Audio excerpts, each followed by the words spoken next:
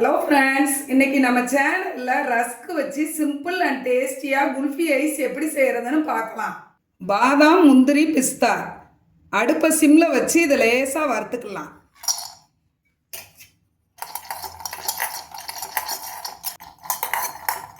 வறுபட்டுருச்சு, அடுப்பை ஆஃப் பண்ணிடலாம். நல்லா ஆறட்டும். நல்லா ஆறிடுச்சு, இதை மிக்சி ஜாருக்கு மாற்றிக்கலாம். கொரகொரப்பாக அரைச்சிட்டு வந்துடலாம். கொரகொரப்பாக அரைச்சாச்சு, இது ஒரு ஓரமாக இருக்கட்டும். மிக்சி ஜாரில் ரஸ்கை உடச்சி சேர்த்துக்கலாம். இந்த மாதிரி உடச்சி போட்டுக்கலாம்.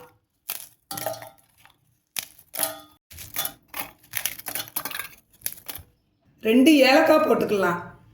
கொஞ்சமாக கல்கண்டு சேர்த்துக்கலாம். கல்கண்டு உங்கள்கிட்ட இல்லைன்னா ஜீனி சேர்த்துக்கோங்க.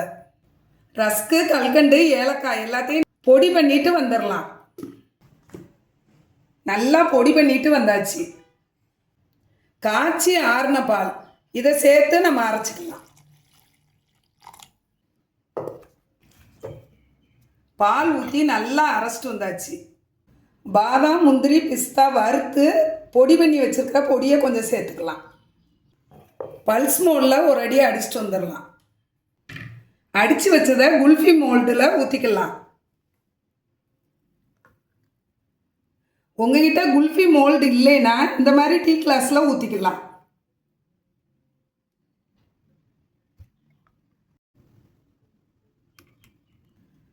குல்ஃபி ஐஸ் ஊற்றி வச்சுருக்கிற மோல்டில் ஃபாயில் பேப்பர் வச்சு இந்த மாதிரி கவர் பண்ணிக்கிடணும்.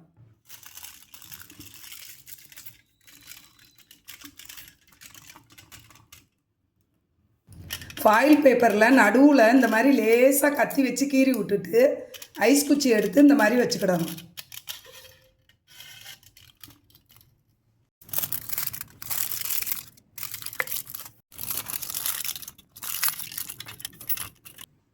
எல்லாத்துலேயும் ஃபாயில் பேப்பர் வச்சாச்சு. லேசாக கத்தி வச்சு நடுவில் இந்த மாதிரி கோடு போட்டுக்கலாம். ஐஸ் குச்சை இந்த மாதிரி வச்சுக்கலாம்.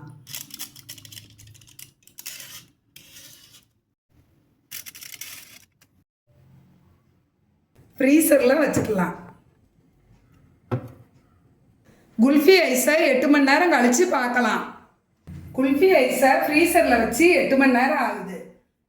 ஐஸை வெளியே எடுத்துக்கலாம். குல்ஃபி ஐஸை மோல்டுலேருந்து எடுக்கிறதுக்காக ஒரு கிளாஸில் தண்ணி ஊற்றி வச்சுருக்கிறேன். மோல்டை தண்ணியில் லேசாக இந்த மாதிரி செஞ்சுட்டு நம்ம ஃபாயில் பேப்பரை எடுத்துக்கலாம். கையில் வச்சு இந்த மாதிரி ரொட்டேட் பண்ணிக்கலாம்.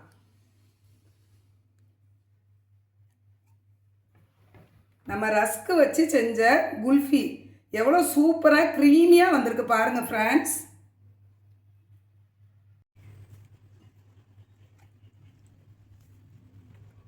பாதாம், முந்திரி, பிஸ்தா வறுத்து உணுக்கின பொடியை லேசாக மேலே தூவிக்கலாம்.